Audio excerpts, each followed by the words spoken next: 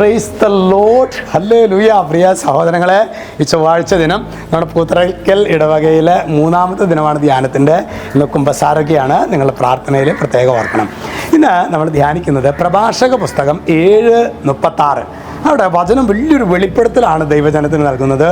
ഓരോ പ്രവൃത്തി ചെയ്യുമ്പോൾ ജീവിതാന്ത്യത്തെ പറ്റി ഓർക്കണം. അതായത് ഞാൻ മരണമില്ലാത്തവനല്ല, ഇന്നല്ലെങ്കിൽ നാളെ എൻ്റെ വിധിയാളൻ്റെ അടുക്കലേക്ക് ഞാൻ കടന്നു പോകേണ്ടവനാണ്. എന്നിട്ട് പറയാണ്, എന്നാൽ നീ പാപം ചെയ്യില്ല. ഓരോ പ്രവൃത്തി ചെയ്യുമ്പോഴും നിനക്ക് അവസാനമുണ്ട് എന്ന് ഓർമ്മ വെച്ച് നീ മുന്നോട്ട് പോവുകയാണെങ്കിൽ നീ പാപം ചെയ്യുകയില്ല എന്നാണ് പറയുന്നത്.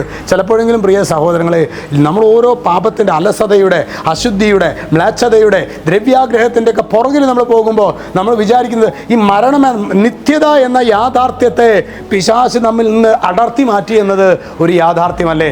അതുകൊണ്ട് ഇന്ന് ഈ ആശീർവാദ വേളയിൽ ദൈവമേ, എന്നെ നിത്യതയോടടുപ്പിക്കുന്ന ആ പാട്ട് നമ്മൾ കേട്ടിട്ടുണ്ടാവുമല്ലോ.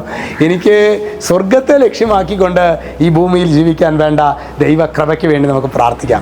രക്ഷിതാവായ യേശു ക്രിസ്തുവിൻ്റെ നാമത്തിൽ, വചനത്തിൻ്റെ അധികാരത്തിൽ, വിശുദ്ധ കുരിശിൻ്റെ അടയാളത്തിൽ മുദ്ര ചെയ്യുന്നു, ഇപ്പോഴും എപ്പോഴും എന്നേക്കും. ആമേൻ.